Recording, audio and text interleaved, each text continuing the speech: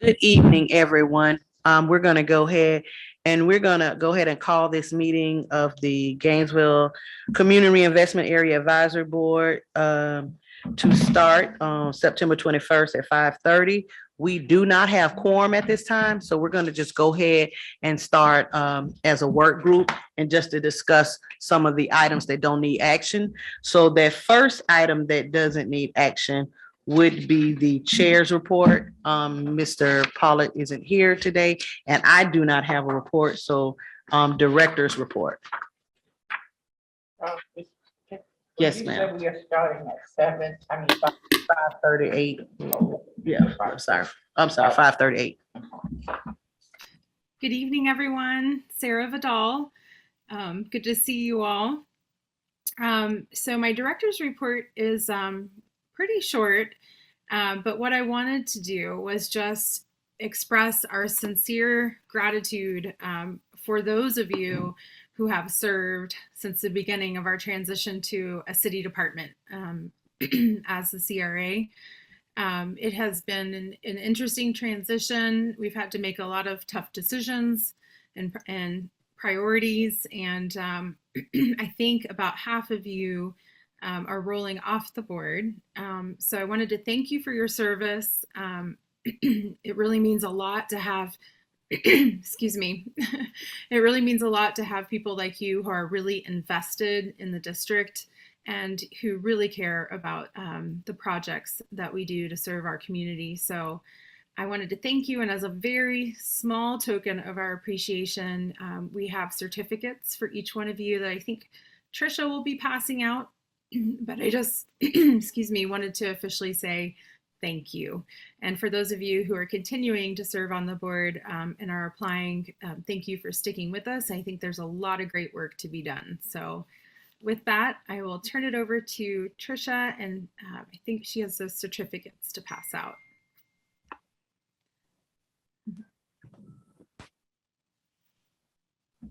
She actually already put Okay. on our, thank you, Sarah. You're welcome. Yes, and for most of us, I'm sure, a pleasure to serve those of us who may continue to serve. Do you have a staff report? I do. Hi, everyone. I just wanted to give you all an update regarding appointments to the board and reappointments. So due to fall recess, the reappointments aren't happening until after our October GCRAB meeting. So this is an opportunity for anyone who would like to stay on a month-to-month basis. If you're interested, you can let me or David know, because we'll have, your seats will still, they won't be filled before our next meeting. If you did reapply, we thank you, and you're invited to speak to your application at the October 21st City Commission meeting. If you're interested in that, let me or David know, or also let Kristen Bryant in the clerk's office know. She sent you an email. And that's all I have. We do have a request to address the board that's on our agenda. However, those persons have determined that they won't be able to show up in meeting, so there won't be that request addressed, if I'm not mistaken. So consent agenda we can't do, so let's move to the discussion item. And our first discussion item is the downtown strategic plan project update.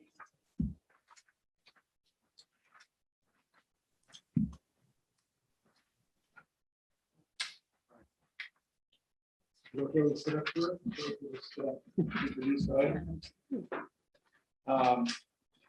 Good evening. I'm Eric City staff. Thanks for having us today. We wanted to take this opportunity tonight to introduce Up top, the button up top. Is that it? No, a little tricky.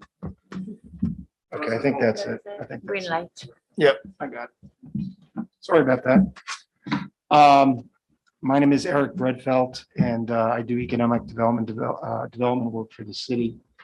And we're here tonight with the consultant that's been working for the city and the university on the downtown strategic plan. And the reason we're here tonight is we're about several months into the effort. We've done a series of engagements in July. I think in your agenda, it'll explain the details of the amount of engagement that we've done.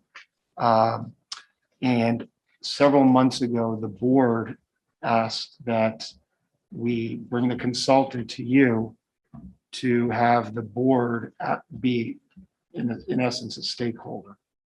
So the consultant MKSK that's been working with us on the plan is here at the invitation of the board.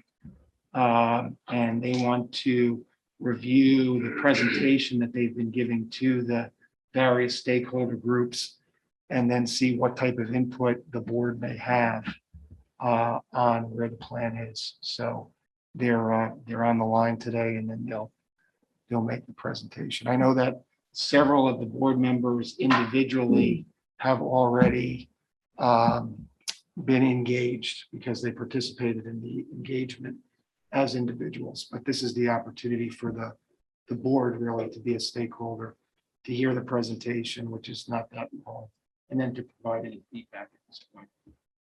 So with that, I'll turn it over to Andrew Overbeck with MKSK. Good evening, everyone. Thanks for this invitation, and we look forward to, as Eric said, share a brief presentation with you and then open it up to some conversation. This really is an opportunity for us to have a conversation with you all this evening, and we've learned a lot from these detailed conversations that we've been able to have over the past few months with members of the community, and we look forward to more of those as we continue this work together, and hopefully have a chance to be there in person in the near future as well. So I've shared screen. Hopefully you're able to see that, and we'll sort of go through some brief introductions and then talk through a little bit of what we've done, and then open up for conversation with you all this evening. So I'm Andrew Overbeck, planner and principal with MKSK. With me this evening is Luis Huber-Calvo and Darren Meyer from our team. We're looking forward to speaking with you. We are leading the work here in downtown Gainesville, assisted with policy and economic development, market analysis by Development Strategies. They're partners of ours that we work on various downtown plans with.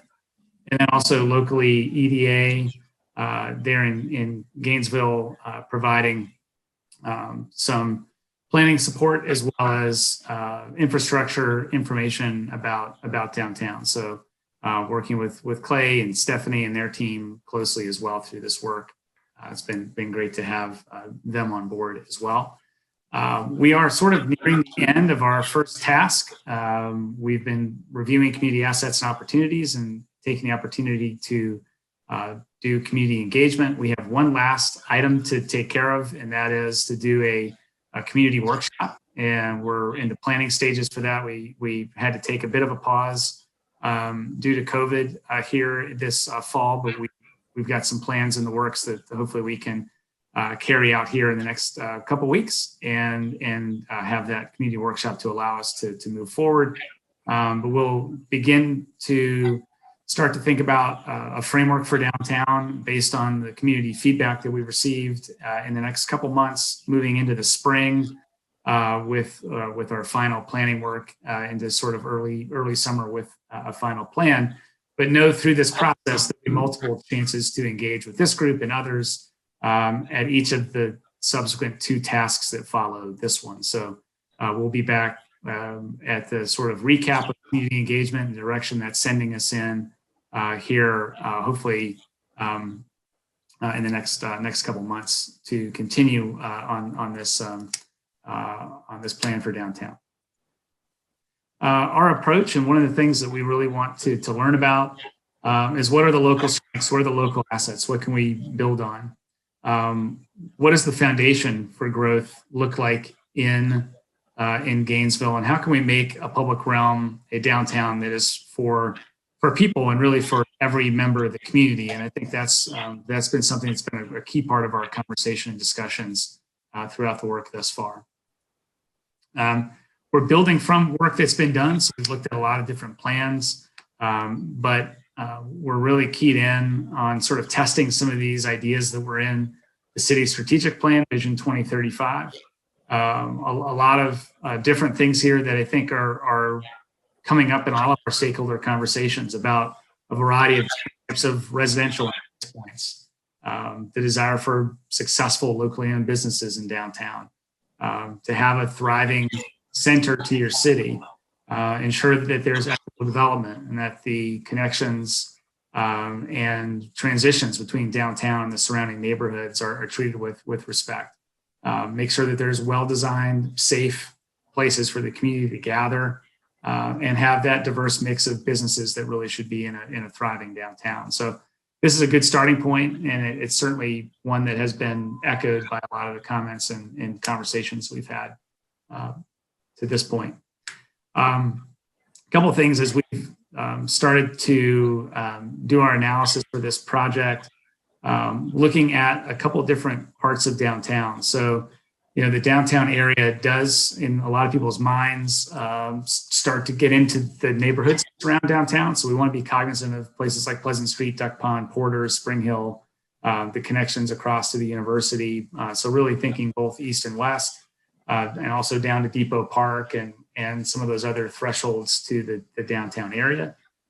So we'll be thinking large scale about what those impacts are and what those influences are. But really focusing in on Main and University as that T through downtown and that core area outlined in red there as our strategic focus area. Just to recap the engagement we've done so far, we've met with every member of the City Commission. We've reviewed that brief of our engagement plan with both you all and City Commission. We've convened our neighborhood advisory group. We've met with them for the first time in June. We interviewed 90 participants through a set of stakeholder sessions some of you are a part of back in July. And our website is live, as well as a survey is live as well. So we've got nearly 400 responses to that survey. We'll leave that up through the first community workshop here that's coming up. We'll talk more about that at a later date here, but we're aiming for October. And then you can see different groups of stakeholders we've met with everywhere from city staff and department heads, neighborhood leadership, educational institutions, talk to emerging leaders, both current and former downtown business owners to get their perspective, those in the hospitality business, developers and real estate brokers, arts and culture, downtown businesses, social services, and today we wanted to take the opportunity to speak with you all. So a good breadth of topics and experts in the downtown area and those related to downtown really helped shine a light on some of the things that we've heard from folks. And since we've had some of those conversations, we thought we'd share some of those insights with you here this evening. And we're starting to build this set of findings. But a couple summary statements, I think, that we wanted to share with you this evening. So, what downtown has going for it, it's authenticity, it's the historic, core of the city, it's walkable, and that's its main asset. But we need to make it approachable and welcoming to all members of the community. We know that a lot of neighborhoods are voicing the development pressure that they feel, and they want to preserve and enhance their existing character. But we know downtown, will grow over time. And how does that work? How does that relationship work? So that's something we're focused on. The conversation around development being student-centric, student-focused, and how do we change the narrative there? How do we change the perception that downtown is just for certain folks? What type of development do we need to see that might attract families or professionals instead of sort of pushing some of those folks to the edges? So what kind of development do we want to see downtown, and how can we help that along. There's a need for downtown to sort of take a fresh look. There's a lot of competition in the region. If you look at different areas of activity and activity centers, especially as you look, west of downtown, that there's a lot of competition there that we need to be aware of and help downtown be more competitive. We need a critical mass to that end of local retail, strong residential population. So that's another thing that we're aware of. And connectivity is a big concern. Whether you're sort of seamlessly connecting to the great neighborhoods that surround downtown or over to the university or down to Depot Park, there's some great opportunities people have brought up to us as some corridors and ways to enhance the connectivity through downtown. Sweetwater Branch Creek, as an example, is something that's been mentioned by a number of people. So in addition to sort of the usual sort of connections you see, by streets and sidewalks. So tonight we wanted to have an opportunity for conversation. Obviously, we have those of you there in the room and some of you remote. We'll monitor the chat function to make sure we're picking up on any questions that people want to put into the chat. Certainly, those that are remote can also raise their hands, and we'll do our best to keep an eye on that and call on folks. Certainly those in the room, feel free to weigh in at any point in time. And to just make sure we're getting feedback from everybody, we're going to use a program called Mentimeter, which will allow you to sort of type your responses in, and you'll see those in real time. So a way for people who are in the room and are attending remotely to sort of see everybody's comments. So happy to answer any sort of questions as we start here, but if everyone could on their phone, or if you're on a computer there at home or wherever you're doing things remotely, if you could go to menti.com and Luis, I think you put some stuff here in the chat there so people can copy and paste if they want to, but menti.com and use the code 83502761 and we'll put up our first question here momentarily. But as we pull that up, wanted to see if anybody had any questions on what I've presented so far here this evening.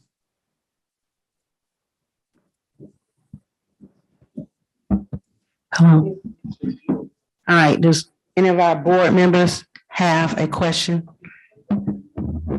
while they're trying to? Well, I have one quick question, just so I'm clear. So, and this can be, I guess, to maybe presenter or to staff. Just so I'm clear, is this the same study that we talked about a while ago when they were asking the question about the oh goodness, the bus depot downtown?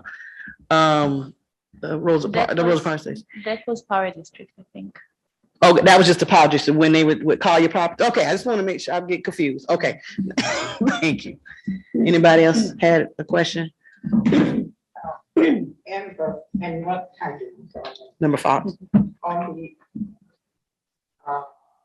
slide that says findings, the one before it as well. And I want to see the neighbor, can you elaborate on the neighborhoods, and you have in the red, because it was downtown, but there was just a slither of the neighborhood that's included in this. So I didn't hear the question fully, but we are, yeah, the area outlined in purple is sort of the larger study area, but where we're looking at sort of focus recommendations would be inside the red area here. So you're saying it's just where the red is, that this, where the improvements will be in the red areas? Because you have just a little piece of Porter's and Spring Hill. You have a bigger red area in the Duck Pond just a little bit in Pleasant Street. Would you explain to me so I could understand what that includes? Yeah, so I'd say none of these lines are hard and fast, and we really haven't gotten into the recommendations or ideas. I think one of the things that we want to be cognizant of is that the neighborhoods have a totally different character than downtown has. So we don't want to leave the impression that the sort of scale of development that you would see in a downtown is going to start, encroaching in on those neighborhoods that have their own character. So I think that's what we really want to convey right now. If there's an improvement, whether that's a streetscape improvement or lighting or, you name it, anything like that, that we need to sort of focus on in downtown, but has a role to play in some of these neighborhoods that surround downtown, I think those sort of recommendations lead across that border. Right. It's not a hard line. I wouldn't want people to think of it that way. But I think that's what we were trying to convey here is that we're aware of those neighborhoods, the sort of dense core of downtown, tends to be in the center, and that we need to make sure that we're aware of the neighborhood needs and desires when we start to think about things. Okay, is the power district not included in that sort of sense? It's so very close to all the other neighborhood. So the power district is not included in this strategic plan, nothing. I think as we look at adjacent, Yes. yeah, go ahead. It's in there. Right at the depot park thing? Yeah, that's the power district. Okay, but that's depot park. Yeah. That's near me, that's near Spring Hill, isn't it? Right, see where the red line goes up through the S in Spring Hill? Yes, Uh-huh. to the left of that To line, the left that's of that. the power district. Power district. Okay, Mhm. not put together, so, okay, thank you. So it sounds like that you have the downtown plan and then the power district has a plan within the downtown plan. And Spring Hill, has the plan within them, and Portis, okay, thank you. And I think that's a good point. We've been working with Street and Eric to understand the other planning efforts that are ongoing, make sure we align with those. Thank you. Member Mitchell. Thank you, Madam Chair. Yes, Andrew, thank you for the presentation. My question is in regards to what is some of the concerns and maybe some of the opportunities that the Porters and the Pleasant Street community has communicated to you? Yeah, so I think when we talk with those neighborhoods and we can, we definitely have, minutes from those meetings, but just, I think some of the things that we've heard from them, just the sort of character development that's happening, the density, the types of development that's occurring, ensuring that, there's an ability for those neighbors to shape and have a voice in that conversation. I know the Porter's narrative has a lot of good stuff in it that starts to, examine what some of those issues are, and we're working to incorporate that. So we're really in that information gathering point right now. I think there's definitely been a lot of conversation around, the look and feel of the neighborhoods and how does that transition in downtown, and how does that line up with the different land uses that exist today and the zoning that exists today, and making sure that those things are considered. So those have been some of the voices. I think safety and quality of the connections and the pedestrian environment. Having places to gather in those neighborhoods. We talked to some folks about Porters about are there some things that are happening, that would help those neighborhoods benefit from their proximity to downtown and uplift those places, whether that's a farmer's market or some other types of activities that would, bring everyone together. So those are some of the general comments we've gotten, but we're still sort of absorbing everything. We've got, almost 400 survey responses that we're examining too. So there's a lot of voices yet to be heard from here.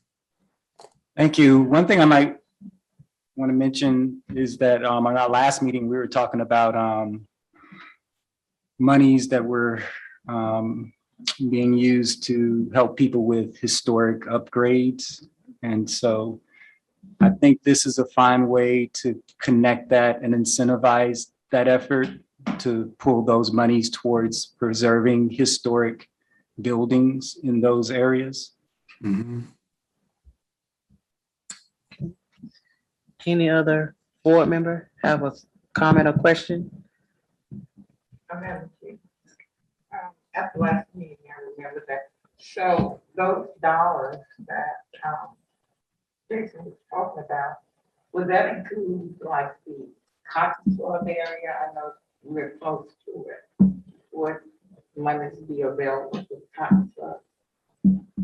And what else do we have in that area? So Cotton, if I recall, we were talking about residential structures. Oh, for this resident. If I, correct me if I'm wrong, last meeting, I think we talked about just residential structures, not businesses and stuff. At least I don't recall that we discussed that. Oh, we don't have any historical. Would you define historical structure? You know, it wasn't defined. I don't think what it said historical structures. So how do you define it? Are you saying just homes, old homes that you're going to give the dollars to? Are you talking to him? Because I don't, are you talking about the last? At the last week. So I don't think this wasn't a part of the last meeting. Oh, okay. This was all, that was like, so if I was you, I would just, if you could, just get that ask that question to Tricia and see if they can get that answer and bring it back. Because that. So that this is wasn't really- regarding the stabilization program? Yes, the stabilization program. Yeah, that's not this. I met with you and, With Chelsea and I, yep. okay. Okay, okay. And then you can also review our last meeting videos or record. Mhm. It works. Mhm. But yeah, but this is different than what he's Okay. discussing. So I'm not sure how we do this, Tricia, because I see you got people raising their hands on the Zoom, so I don't. So that would be when we get to the public comment portion. Got it. Okay. So you can go ahead, sir. I think you were showing us the menti.com. Yes, yeah, and look at this, here we go. So I put that back up and everybody, a lot of folks have had a chance to put in an answer to this first question. So thank you for doing that. So we want to look at these here together and ask some follow-up questions or see if anyone would like to add some of their thoughts. So the first question we had was, what are the 3 most important things you change or improve about downtown? You're just looking at some of these things that are coming in. The great thing is there's a lot of different comments. The bigger the words here, the more times people have said it or written it down, I suppose. But it looks like, you know, when I see this, there's a lot of things that we've definitely been hearing a good bit about. And so, you know, everything about having a clear vision, which is what we're really trying to do here. A lot about walkability, a lot about, you know, the historic buildings, equitable development, and keeping things affordable, diversifying the patrons that are in downtown, better variety of retail and shops. I wonder if there's anyone that wants to sort of expand on any of the points that you've made here. You know, anything here that you want to sort of help us better understand? Any comment that anyone made?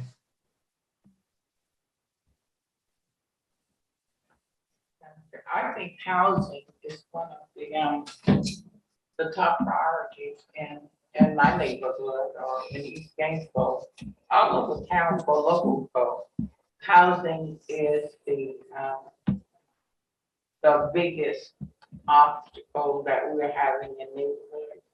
We have lots of housing, but it's students. Is geared for students where they have one kitchen and one bathroom and 4 or 5 students live. But single family apartment or housing, that is, I think, the biggest problem that we have. People just can't find a decent, safe, affordable housing. I think that you have housing there, but above all those other things like dining and parking, well, we have to work on housing. Does this plan include anything in housing? What's your take on housing? Yeah, no, and Affordable housing, excuse me, affordable housing. yeah. So I'm really glad that because the word housing doesn't really tell us much. So I'm glad that you clarified, what some of the issues are around that. I think we've heard a lot of what you've touched on from others. We are looking at. We have done some market analysis to sort of look at a couple things. One, what's the sort of median household income? What can people afford? And then what's on the market today?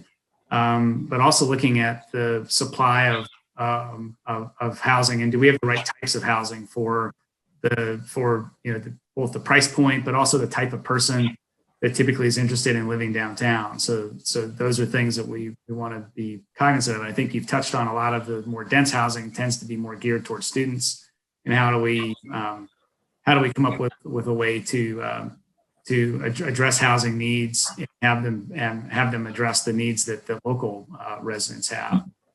So we'll be interested to look through the findings and imagine Gainesville has done a lot of work around housing and other equitable development strategies that the city's engaged in. But we're very cognizant that there needs to be some work done there, and really hopeful that we can look at some of the larger parcels and properties in downtown that are owned by either the city or the county, and maybe come up with some strategies to help to incentivize the right type and the right mix of housing in downtown. So those are some of the things we're excited to look into, and completely agree that this is an issue that needs to be addressed in the plan. Thank you. Okay. Anybody else? But Mr. yeah. Chris.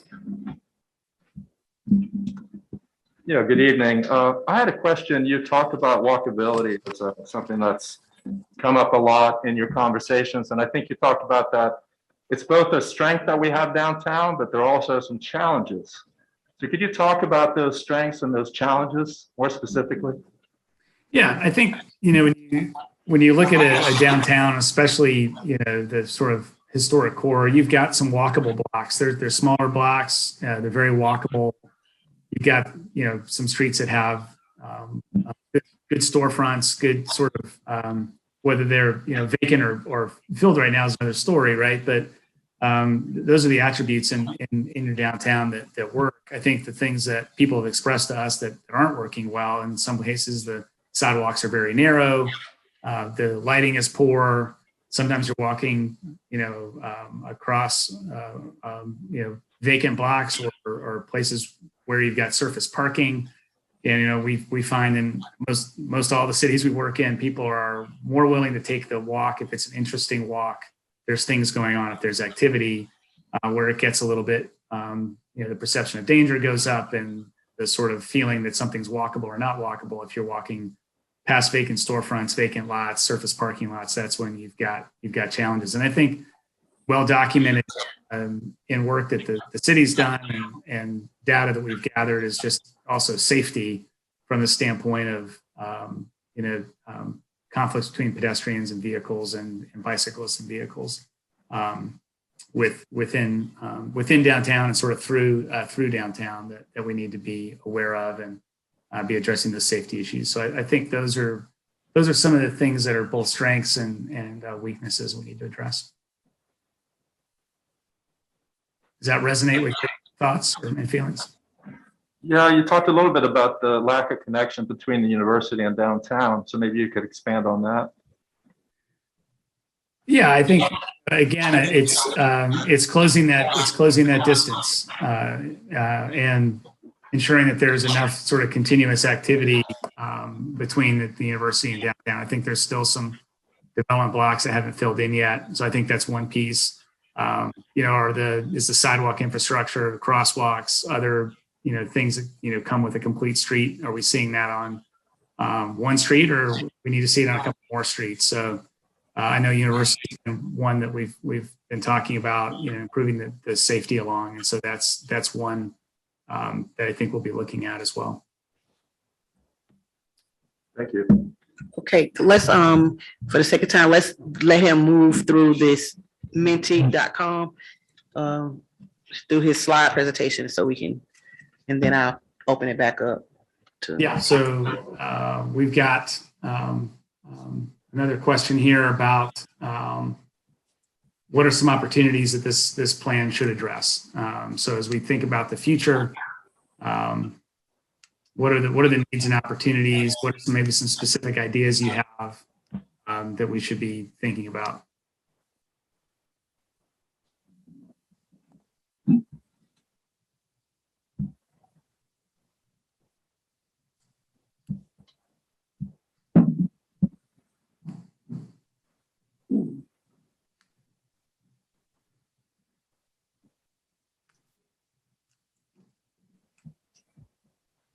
Hopefully I haven't stumped you here. We had good responses to the first one. It might maybe something that builds on something that you typed in for the last question. But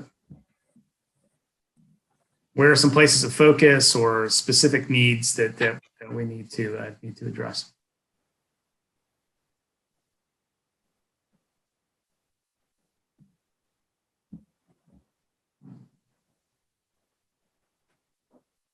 This first comment is on getting business owners engaged. And it's actually really interesting to talk with both current business owners in downtown and a couple others that used to be in downtown but aren't any longer.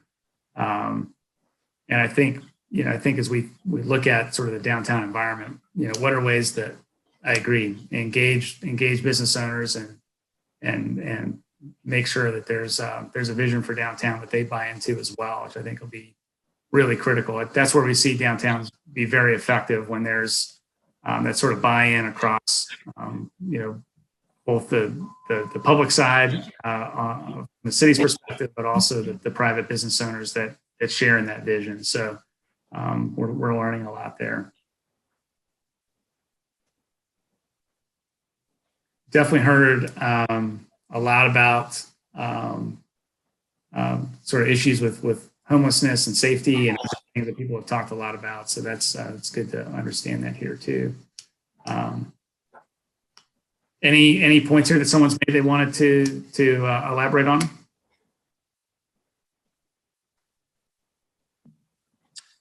Nope, doesn't look like we have anyone.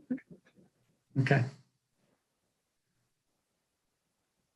Great, excellent. Well, we can sort of keep going here. I think our last question really sort of ties into some things that were some conversation points at the beginning of our time here about other programs and initiatives, and wanted to ask a little bit about any sort of current plans or initiatives that we ought to be aware of or should be considering. So I know someone mentioned at the top here some historic credits or some historic properties, aligning with some other programs. Obviously, we've looked at and then other plans that people have that are being worked on, whether it's or power district. Just ask this question of city staff as well to make sure that we weren't missing anything in our review of plans and some ongoing initiatives that we need to be aware of. So happy to sort of take your thoughts there and see if there's anything that folks wanted to point out to us this evening.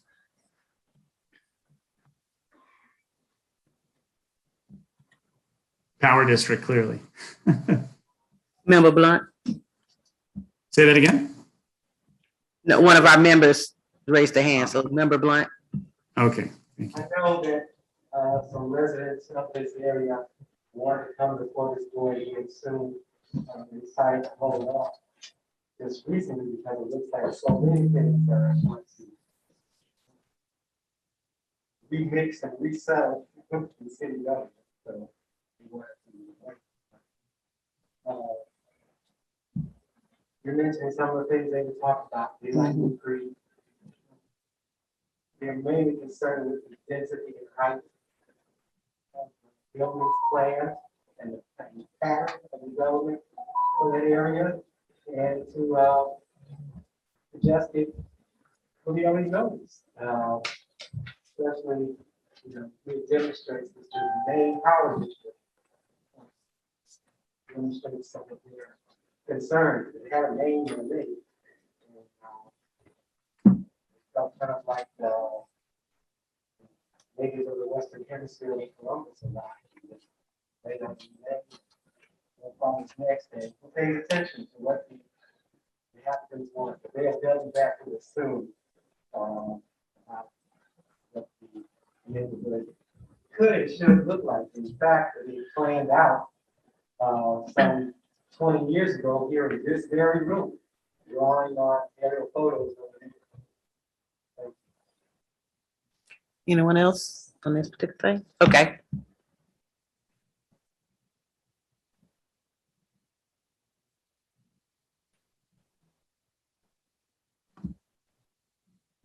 Great. Yeah, it's good to see some comments too about Power District and Sweetwater. And yes, definitely looking at the University of Florida strategic plan as well. So we're starting to put those pieces together and looking forward to bringing some thoughts back to you once we've had this community interaction that we're planning for next month. So those were the three questions that we had, and really appreciate the feedback, and I'll turn it over to any other conversation or whoever's sort of taking the other comments that may come in.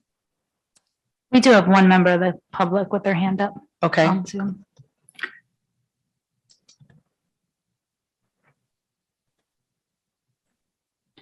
Ms. Silva, are you there? Yes, I'm here. Can you hear me? Yep, yes, we can. All right, great. Thank you. Well, I mean, generally, overall, I was surprised. I guess it was a couple of years ago to hear that UF was going to be involved in planning downtown, and I'm still a little surprised about that. Andrew, would you mind putting that map back up, please, of the strategic area? Thank you.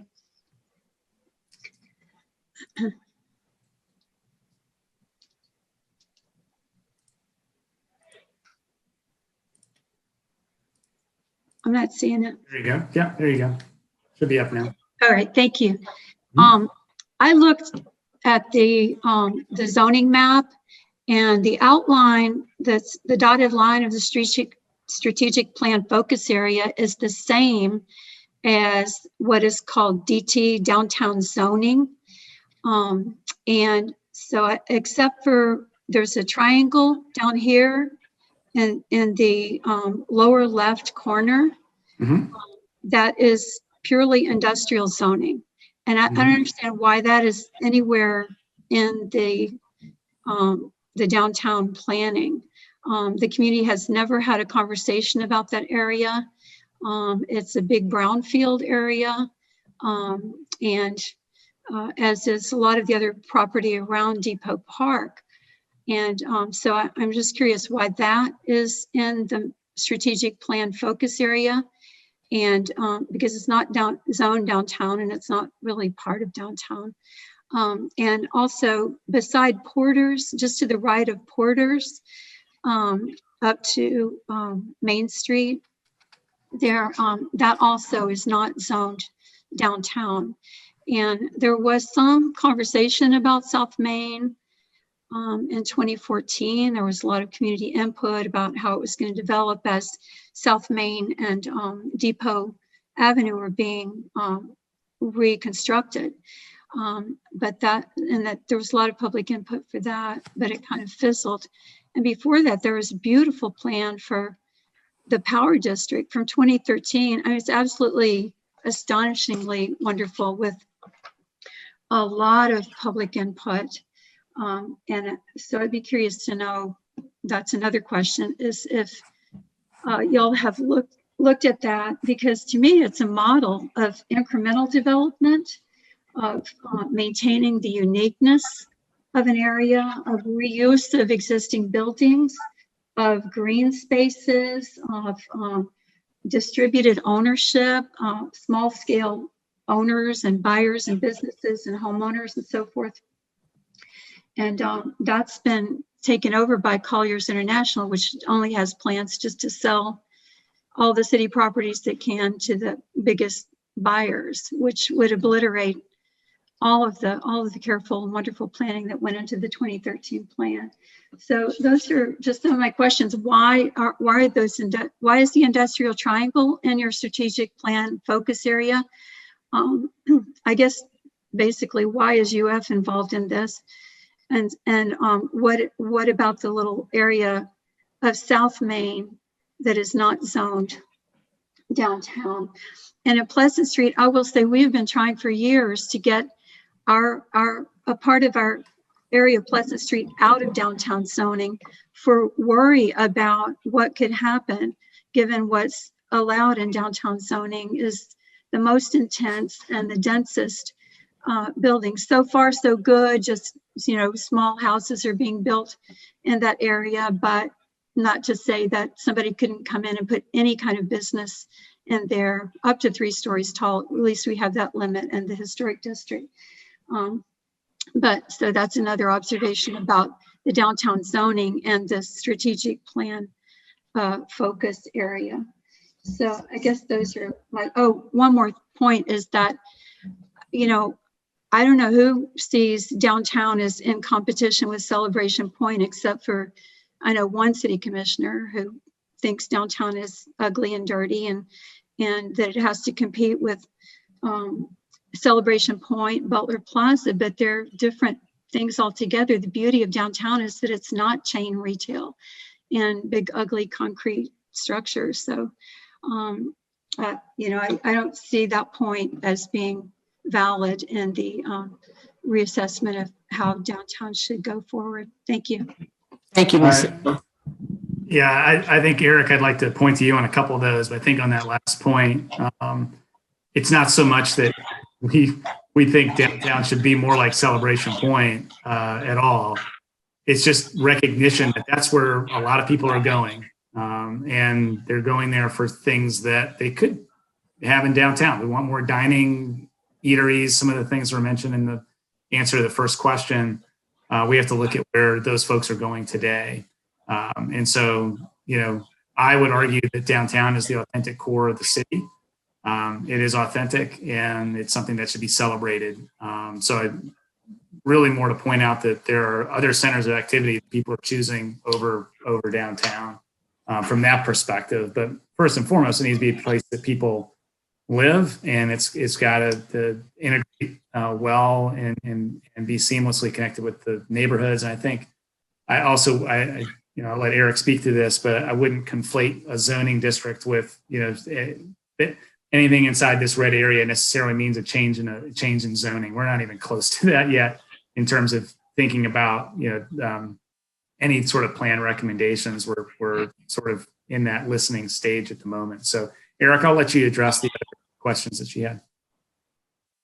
Well, I only heard 2 others. I mean, on the power district and what's going to move forward there. I mean, we actually had a discussion with this board back in May, and this board, the GCRA board, gave a very clear recommendation in reaffirming the 2013 plan that was done. So, I mean, at some point in the future, that's the recommendations that's going to be carried forward to the city commission. I mean, there were some other points that were stressed, inclusive of do more community engagement, but the board was pretty clear that you all reaffirmed the 2013 plan that Ms. made reference to. I'm not going to answer the question on because I don't work for the university and I don't want to assume or presume anything about why the university is participating in the study other than to say, like others in the community, I feel like they probably are interested in having a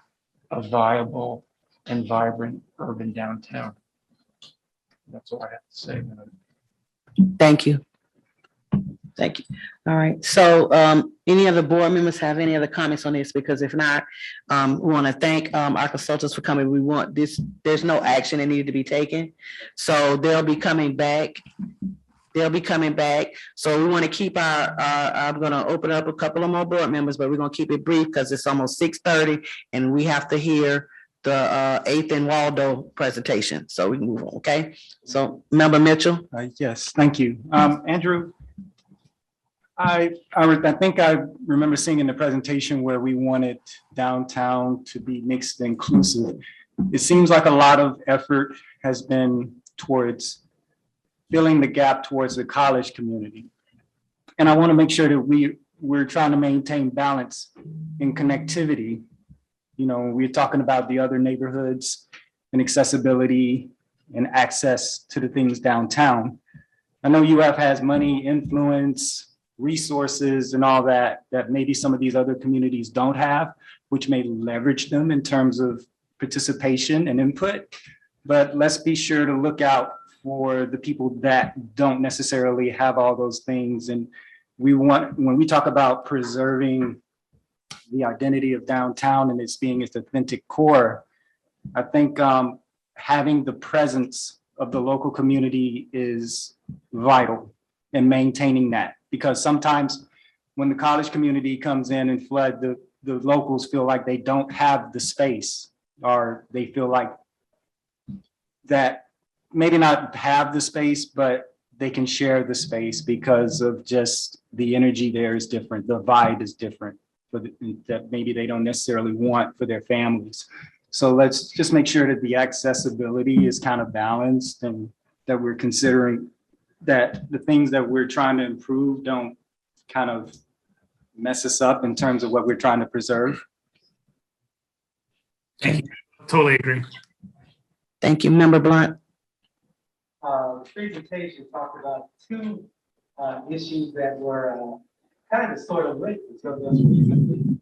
And what linked them was the clearing away of the homeless from the old fire station site. But it was mentioned in the survey results about something ongoing for the homeless. If I recall, that plan back in 2013 had something like 30% affordable housing plan for the area just east of here, over here near the creek and the garden.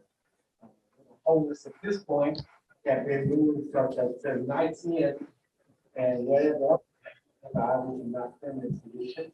So obviously affordable housing, and I linked that with the firehouse because there's a thing about the South Main Arts District. So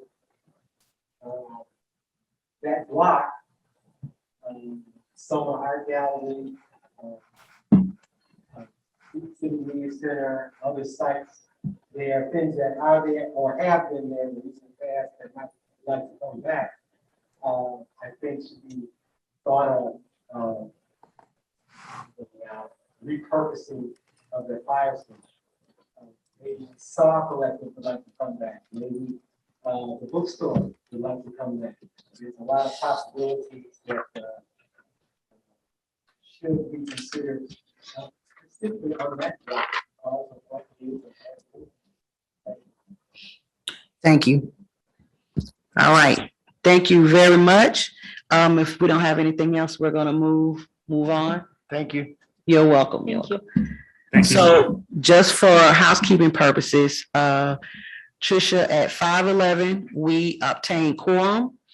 Our members are Member Ida, Dixon, Fox, Mitchell, Blunt, Bush, Norquist, and Seawright. So that was it. Got it. Okay, so we want to go ahead and adopt the agenda. Can I get a motion to adopt the agenda? Sure. Man, a second. It's been moved and properly second in discussion. Member Bush, I'm sorry. Okay. Any discussion? With none, all in favor say aye. Aye. All opposed? Motion passes. Then we will have, I would like to get a motion to approve the minutes of our last meeting. Second. Okay, moved by Member Fox and second by Member Bush. Is there any discussion? All in favor of approval of the minutes as presented, say aye. All opposed? Motion carries. Then we need to get a motion to approve our consent agenda.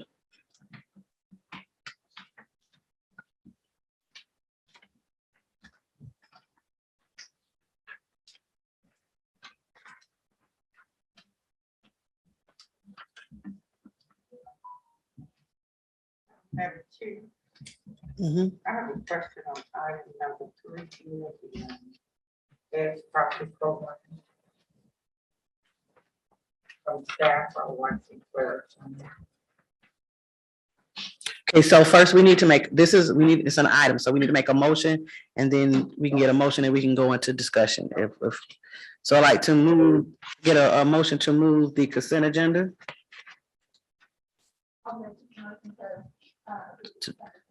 A second. Member Ida, second. Any discussion? Member Fox? Yeah, item number 3, the heirs property, I guess this is directed to staff. So that's number 2, the Gainesville Housing Authority, the Gainesville Housing Program update. She's asking about number 3. And your question about that is? Have this program been initiated yet, or is it in discussion? Can we have some more light in here? Thank If you. y'all I can- can't see a thing. I was just gonna ask that. Going on, so. Y'all ready? Good, I can. Yes, is there? Thank you. Thank you. Let there be light. Oh my God.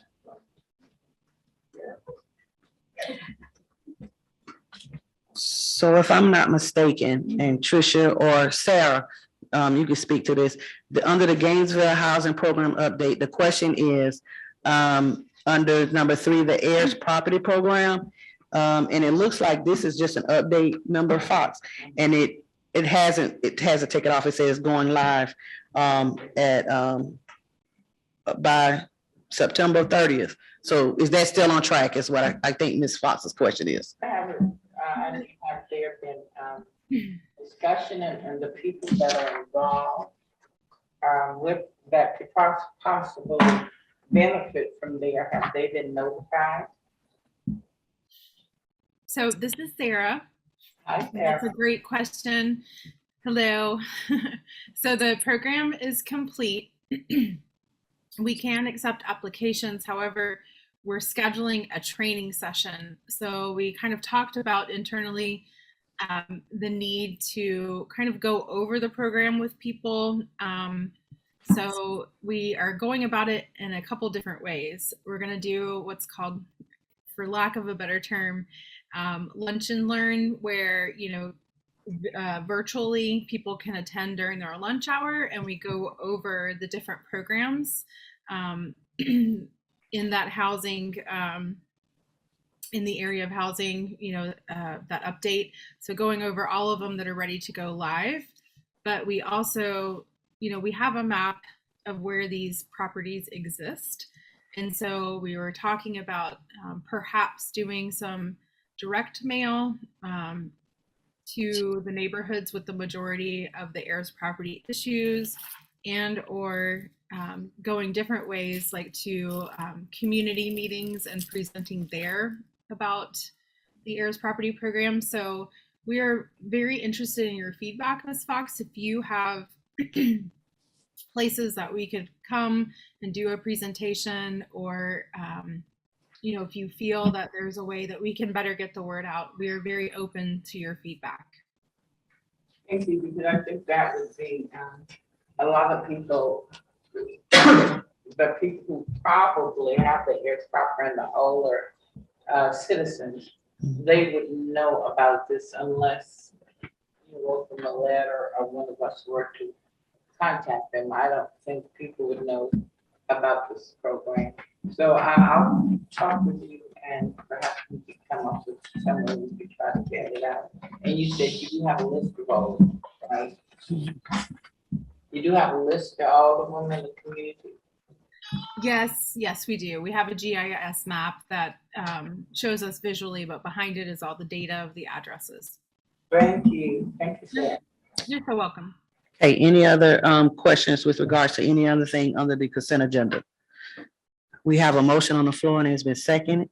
We'll move to vote. All in favor of accepting approval of the consent agenda, signify by saying aye. All opposed? Motion carries. Okay, now we will go back to our business discussion items. And our next item is 8th and Waldo project update. Good evening, Sarit Sela, city architect, city staff. Sarah, can you hear Sarit? Okay, good. Thank you.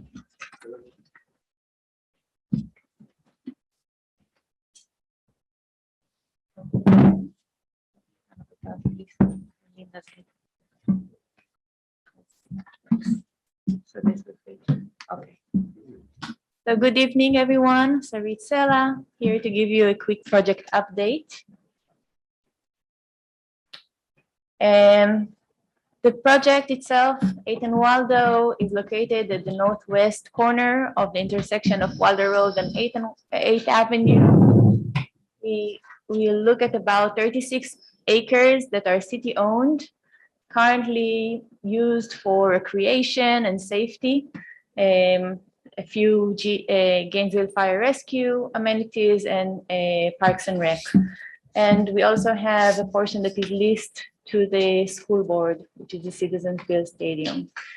So we have multiple stakeholders on site and around, and the area east of 14th Street, northeast 14th Street, is within the GCRA. It's about 8 acres of that 36 site. So in terms of the process, we are in the due diligence and feasibility data. We've gathered some information and we're still working on that. We just issued a phase 2 environmental assessment study this week. We got the notice to proceed. It is not within the CRA area. It is west of 14th Street. It's fully funded from general funds. It was approved by the City Commission earlier this month. We're also commissioning now a market analysis for the site. It is not funded by the GCRA, but by the general funds. So that was also approved and fully funded at the beginning of this month, and we will have a notice to proceed early October. And the next is community engagement. Communications and engagement staff worked with us and with the CRA and with the Office of Equity to develop a community engagement brief. We brought this to you a few months ago, and I think it was also included in the memo a few months ago. We have the funds to move forward with that, so that will happen once we have the 2 other pieces of feasibility. We're hoping this winter, that is the plan. Then we will have much more information to work with to do the data integration and come back to you and to the City Commission with more analysis, request for direction and recommendation. Then hopefully we will go into planning and finally into implementation. So I actually talked this by heart, right? So we are also, the piece that we are here to actually have a request from you is one of the things that we would like to do is we are working on the land assembly to make sure that we have enough area to work for the redevelopment. So we have purchase negotiations and due diligence for the corner lot at 806 Wilder Road, and we are requesting funding today. So this is the site. It is less than an acre, privately owned at the corner of Wilder Road and 8th Avenue with very high visibility from both directions. It is currently used for the Ace Cash Express. Previously, it was a gas station. It is in active remediation that is funded by the state. And before purchasing, we will do further due diligence like phase 1, environmental assessment, site boundary. Sorry.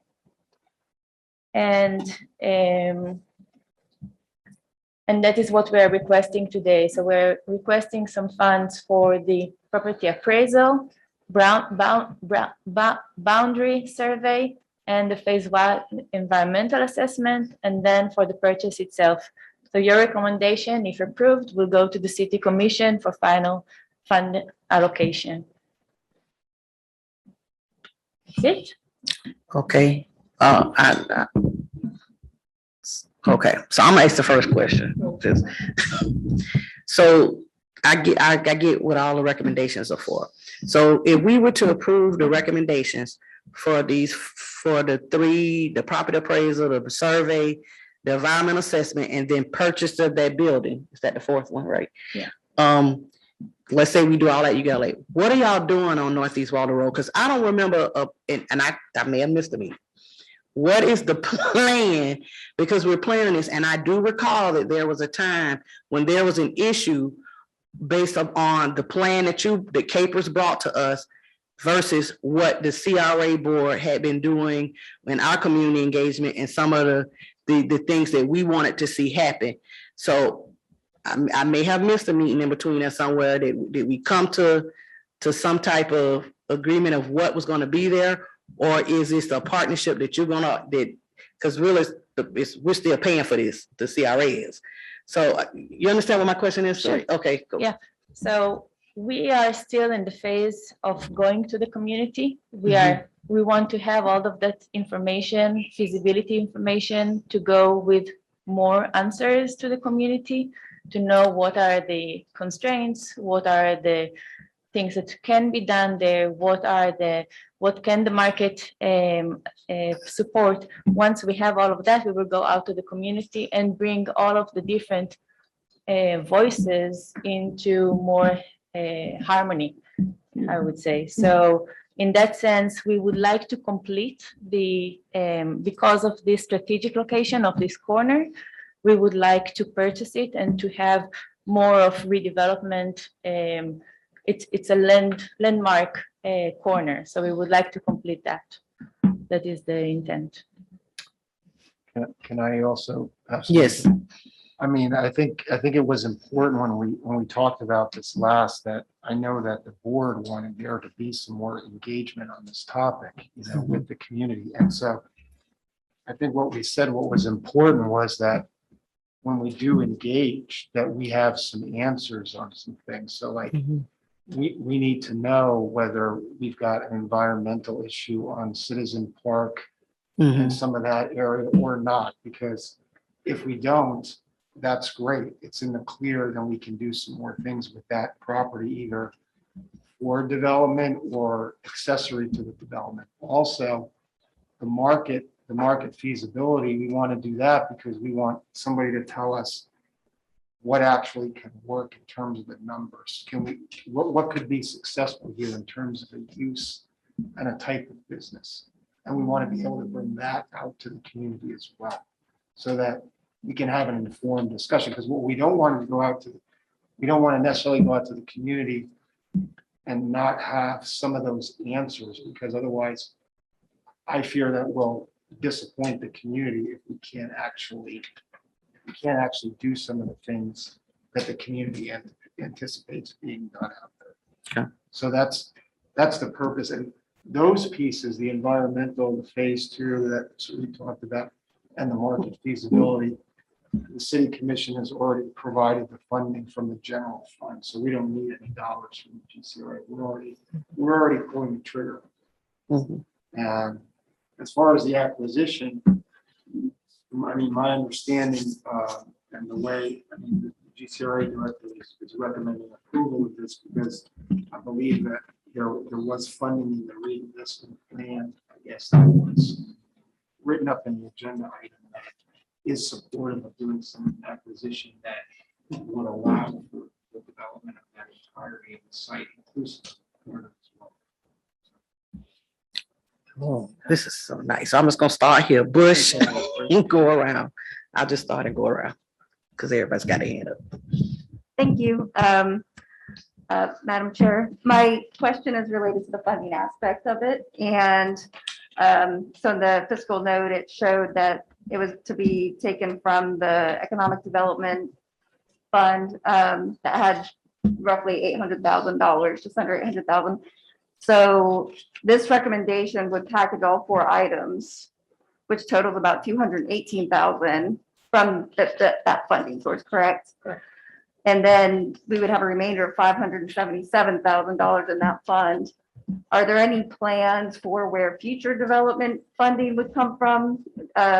Just because that doesn't leave a lot of money to work with, if we're going to do capital improvements and other, improvements to the site. Is there any thought about into the future, if we make this acquisition now, what's the funding source going to be in the future when we're actually ready to implement something? Chair Seawright. Go ahead, Sarah. Hi, good evening again. So I believe the total that they're looking for is 218,000, and you're correct, we have 800,000 in the budget right now. In FY22 and 23, we have additional appropriations of 900,000 and 800,000 respectively. So I hope that kind of addresses your question, Ms. Bush, about future planning. The current budget that's being reviewed by the commission includes these proposed dollar amounts. And so, we haven't heard any feedback that they're not for this. I know this is, one of the biggest projects on our plan. So I have, confidence that this will be approved. But that's what we have coming in the next 2 fiscal years. Thank you. You're welcome. You fine, Ms. Member Bush? Yes. Okay, all right. Member Blunt. Thank you. The market feasibility analysis sounds to me like something to examine what is every possible business activity that can work on the site. And yet we're going out to the residents to find out what do the people living in the area want to have on that site. Those seem like possible cross purposes. You want to serve the residents, why are they going to spend money trying for what their business can do? Also on the recommendation, number 4, we approve an amount of 210,000. But what if number 1 comes back saying it's worth 185? It seems like number 4 is pretty sure ahead of the previous 3, particularly number 1, to get the appraisal. There a reason to set an approved price now? Well, the contract is in your backup. I mean, we have to get by the city commission's real estate policies, we have to get an appraisal. The appraisal is in process right now. And we expect the appraisal back in the near future. If there's an adjustment that comes up, we may have to bring it back to the board at that point. I'm not really sure. To tell you the truth. I don't know how the appraisal is going to come forward. So the 210,000, that is that asking price. That was actually that price is the price that was based on a broker opinion of value that's in your back based on 10 comps that were collected for sale of property in the general area over the last couple of years. That's an appraisal paid for by Segovia Ventures? No, that's a broker opinion of value that was done by Colliers for the city. Thank you. You're welcome. Member Dixon. I had actually a very similar question. I was going to ask kind of where you were in the process and where the 210 came from.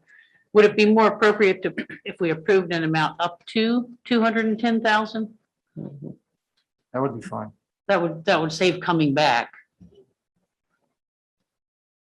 Because it does seem to me like it's a really key parcel. I think no matter what happens, the fact that the city owns everything around it, but the prime parcel on the corner of the major intersection, I would think you would want that for whatever is going to happen there. Then you can control what happens.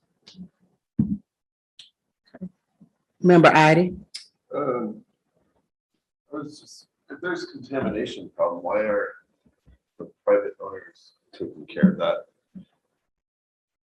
I mean, I don't know what the EDI stands for, but wouldn't that make,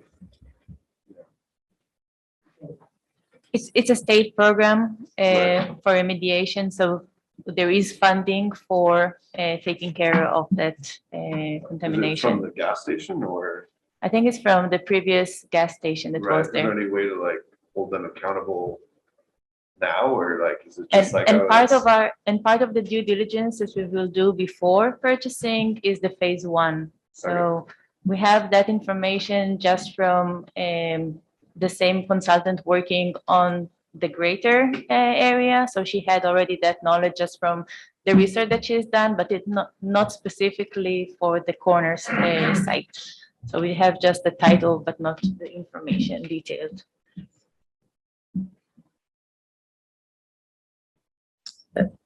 You good, Mr. Member?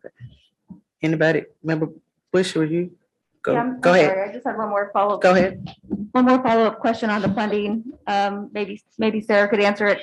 So if kind of I'm following the money, we would have about $2.2 million for site improvements with the fund that we already have existing, plus the 2 fiscal years that you spoke to, the 700, the 800,000 and 900,000. Do we anticipate any funding beyond those 2 fiscal years? And, you know, the reason why I'm asking is just, you know, that amount of money will go very quickly. And so I'm just, you know, trying to think about the best utilization of the funds.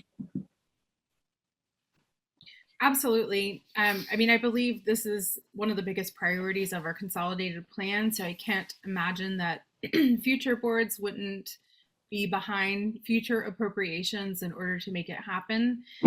It's hard to,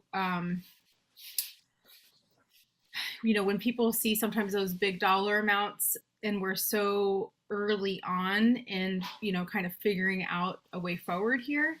But I would think once we get all of this work done, that Sarit and Eric have described tonight, that it will help this group and the community kind of hone in on what's doable and help us better appropriate funds in future budget years to carry out those plans.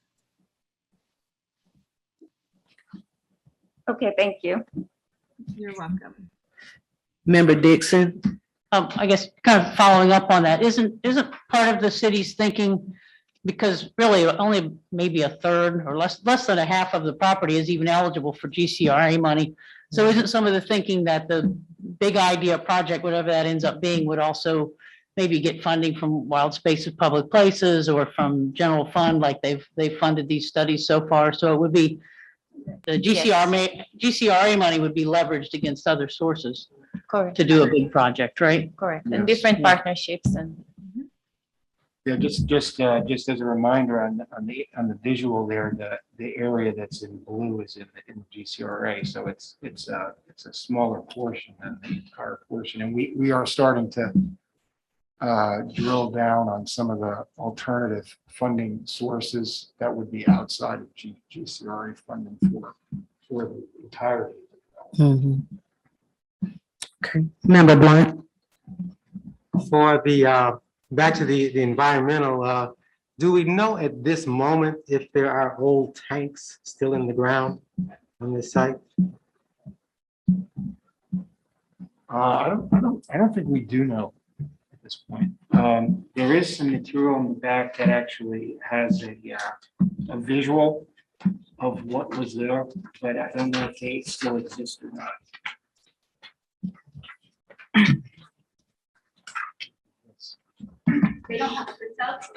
No, it was in the backup that was It's in the sent out. back. You actually have the proposal by the consultant in your backup. It's, well, let's see here. It would be the fourth link. I believe it's called phase 1 quote.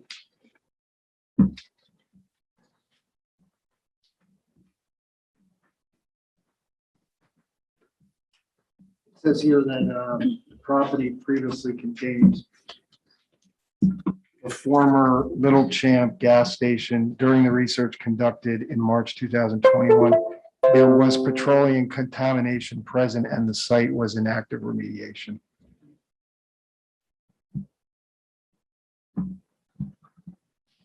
So Member Blunt, they're not sure, and that's part of what they're gonna have to find out. It was in active remediation. Yeah, that's So what it says. Mhm. it doesn't say if it's completed. So we're, I mean, the purpose of getting the phase one done is to look into that and confirm all of that information. Is there like a worst case number if it is like severely contaminated or? I know there are people on the board that are more expert, have more expertise in this field than I do, but, you know, I just think we'll have to see what comes out of the phase one. Right, get out there with some ground penetrating radar and look for cavities. Member Norquist. I can speak to some of that. I've actually taken a look at that site at the regulatory records to get an idea of what that site looks like. I do a lot of environmental consulting, and really, honestly, it looks like it's in pretty good shape. It's in the EDI program, which means that there's state funding that's basically going to clean that site up.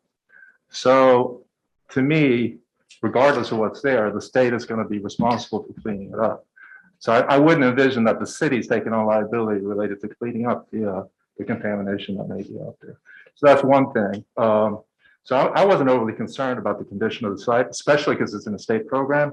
If it wasn't in a state program and it wasn't being cleaned up by the state, I would have some concern related to that. And I agree with what's been said in terms of that corner. I think it's a strategic corner. I think $200,000 for a corner like that is probably a reasonable cost, it seems. So I'm in favor of it. And I do think obviously that the city has to go through their studies to determine, you know, what's actually out there. And it sounds like that's what they're doing. So from my perspective, I'm in favor of the action. Member Fox. Okay, well, there's more discussion. Member Mitchell. Thank you, Madam Chair. I wanted to bring up consideration about the community engagement. I just want to stress that in entering this, that we give the people a framework for the big idea and the possibilities that can go there. Because sometimes we might be thinking too small, and the board has been fighting hard for something that would be an anchor point and synergistic for that community to create economic growth. And so I would, I don't know, maybe some of the ideas that we brought here, the sports complex, the convention center, give them some big ideas of things to look at, because sometimes people are thinking just this little shop, that little shop, but really stress the framework and the big idea that something synergistic that we want to do. Member Dixon. I'll go ahead and put a motion on the floor. if That's all right. I will move the staff recommendation, but modify item 4 to say approve an amount up to $210,000 pending outcome of the appraisal. Yes. Can I get a second? Second. Okay, it's been moved and properly second. Any further discussion? I have one other thing. I just want to be clear. So when you all go forward with your community engagement, it is your intent that you're going to say, we've done these feasibility studies and these are the things that can't or cannot go on there. Because I think that's going to be key. And it'll probably save a lot of heartache and pain later. Okay, so I just wanted to make sure that was going to happen. All right, so Absolutely. any other discussion? Okay, we have a motion on the floor. It's been moved and properly second. All in favor say aye. Aye. All opposed? Motion carries. Thank you. All right, so next thing we have is public comment. All right, we're gonna keep our public comments to 2 minutes. All right. I don't know if that's I don't think that microphone's working. Okay. Should work. Okay.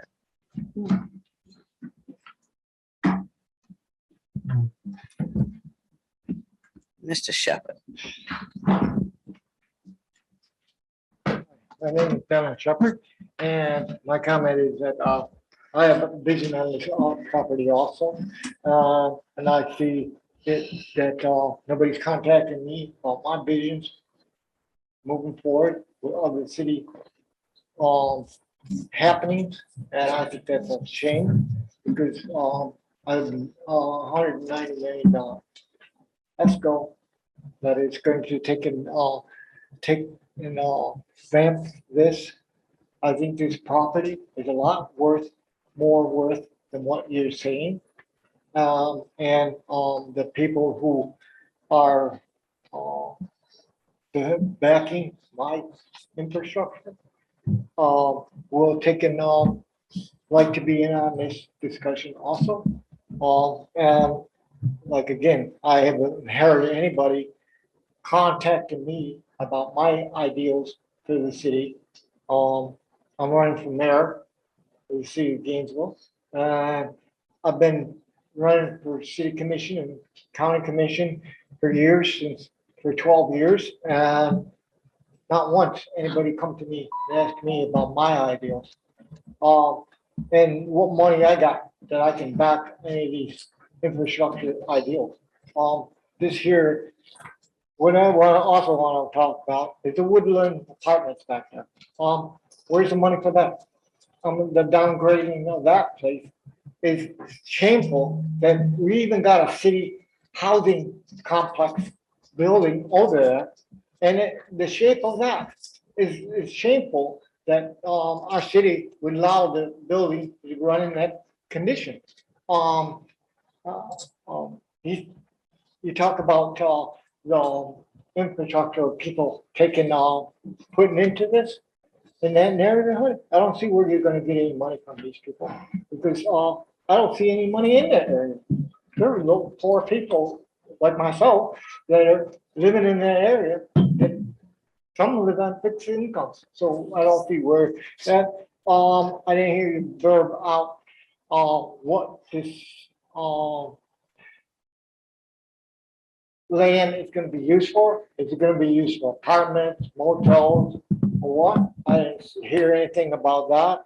I think that need to be discussed, so that the public can take and help in this if choose to be. So, I also know Mrs. Fox is running from there also. What- I'm doing well. Running for commissioner or No, I'm mayor. not. That's what I was told by the city clerk, That I'm running for. that you're running for commission or No, mayor. sir, that is absolutely wrong. Okay, thank you very much. Let it be known, I'm not running. Thank you. So, okay, thank you, Mr. Mr. Shepherd. Mr. Shepherd, I just want to say we continue. So thank you for all the support that you give the CRA. We're sorry, we've never meant to overlook you. But if you have any other things you would like to discuss, you can always reach out to the CRA office. They're more than amenable to speak with persons about the ideas. Plus also, you can get the dates and times of when these upcoming community engagement processes are going to be happening. And we would love for you to come out and give us your ideas at those engagements. All right. Thank you. Thank you. You're very welcome, sir. Anybody else for public comment? All right, seeing any member comment? I have a comment. Member Fox? About how the real estate company that the CRA is using, which is Colliers International. And now they are under investigation for. And I don't think it sits well with us not to discuss it and see where we are. I don't want potential criminals to be the real estate company for the GCRA. I'm very concerned. I call it international. I would like to see a local real estate company handling all the business of the GCRA. We have companies in town that's capable, and I don't know, how long has Colliers been the real estate company for the city? of CRA. Just, excuse me, just over 1 year. Oh. Just about a year. I get, well, it's my recommendation. I would look into getting, and I think you all know how I feel about that, because I've brought it out many times, we using all of these outside vendors to do things when we have people locally that can do just as good or better. And given all the stuff that's going on with Collins, is it possible for us to get another real estate? I don't know how you all feel about it. So let me make sure to be clear, because the CRA doesn't have a real estate company. No, That is the city's. yeah, So but it's the CRA dollars, I understand that. This is CRA dollars. not yet, I don't think, because I don't think they've just brought a proposal to us. We haven't engaged them, have we, Sarah?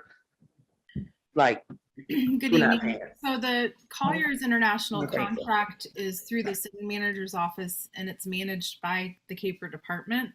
So they currently are the lead on any real estate transactions that the city does, and we're considered the city now.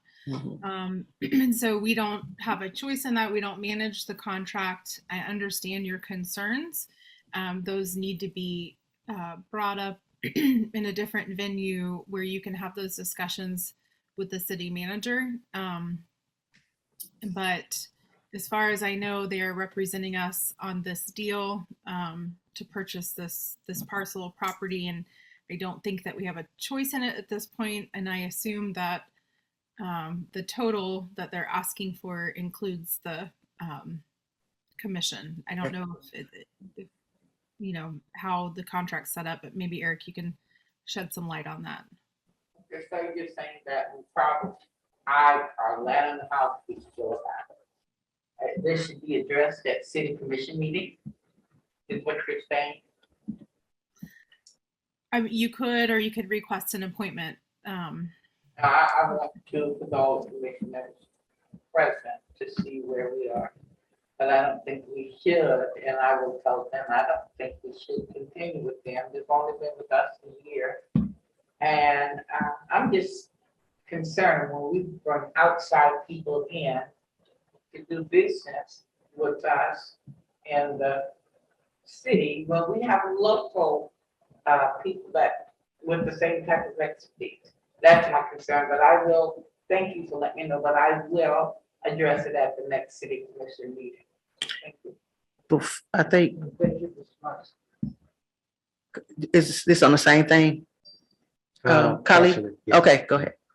I have also long felt that the local governments, particularly the city, are frequently anxious to spread money very far away. Quick to get consultants from other states, if not other countries, and send that money out of the community.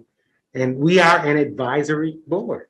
So if it is the opinion of a majority here, we have the freedom to advise the city that we would like to see a local real estate provider considered. And there's nothing wrong with saying that as a request or suggestion. Any other members have any comments or thoughts on this before we move to? Well, thank you, Colleen, for that follow-up. And we are an advisory board. And if we come to the conclusion, I don't know how everybody else is feel about it, but certainly I hope that we could all be on one accord and make that recommendation, since we are a board that was appointed to look into things like that. You all think we should leave it alone as a board? I would like to hear from the other members. Any other member? Mr. Norquist? Yes, I'd have a concern in that they haven't been convicted of anything, first of all. So there's some accusations, and I think we're all innocent until proven guilty in this country. So I'd like to see what actually plays out related to all of that. The second thing, as far as I'm aware, the major partners in the organization are local people that have been here for a very long time in our community. So, so from my perspective, I probably wouldn't be in favor of what you're suggesting at this moment in time.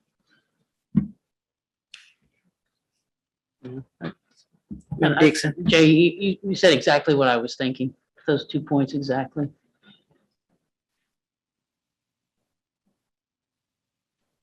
Anybody else? Chair, I just wanted to mention that that was a public solicitation to secure the real estate services.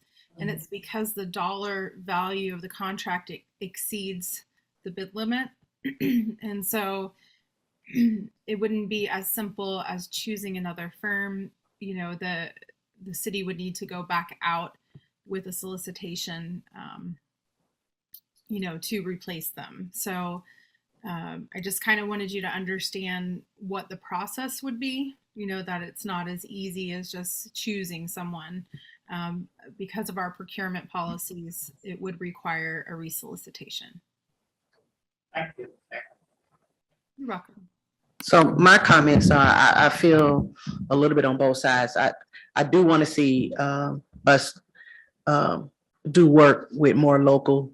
And yes, I do know that some of the Collier's principals are local, but there are other organizations that we could be looking at.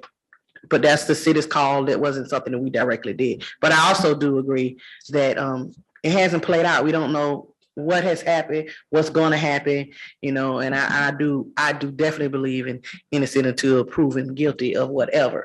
So I just think, but I also believe that if that's something outside of CRA, as we as individuals believe, we have every right to contact the city commissioners or whomever about some of the purchasing processes and how we go about looking at people and doing things that put different things in place that may help maybe smaller local companies. So I do agree with all that. I'm gonna yield to the floor. We know public comment is over to Ms. Barr, who's behind me for a minute. Well, I want to back up Evelyn because I do think we should give more emphasis on hiring local people.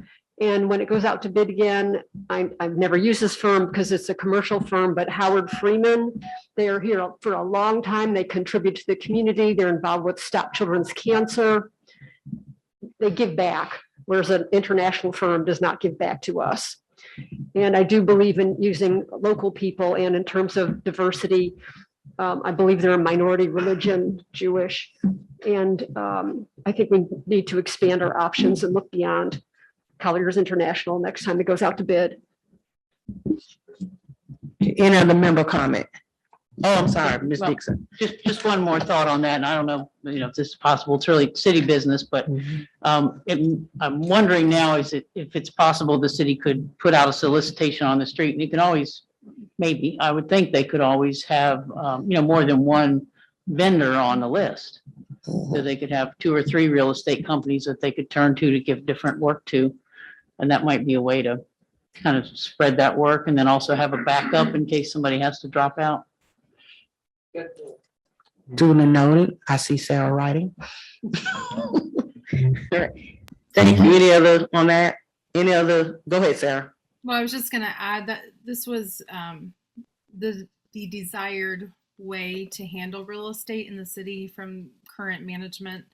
And so that's why the bid was written that way, to find a single real estate partner. So I wanted you to know that it was done that way with intention. I don't disagree. In the past, we have had continuing contracts with different local real estate firms. They were GRU contracts that we were able to use. And so, you know, that could be potentially an option next time. Okay. Thank you. Any other member comment? All right. Without any objection, we are, I adjourn this meeting.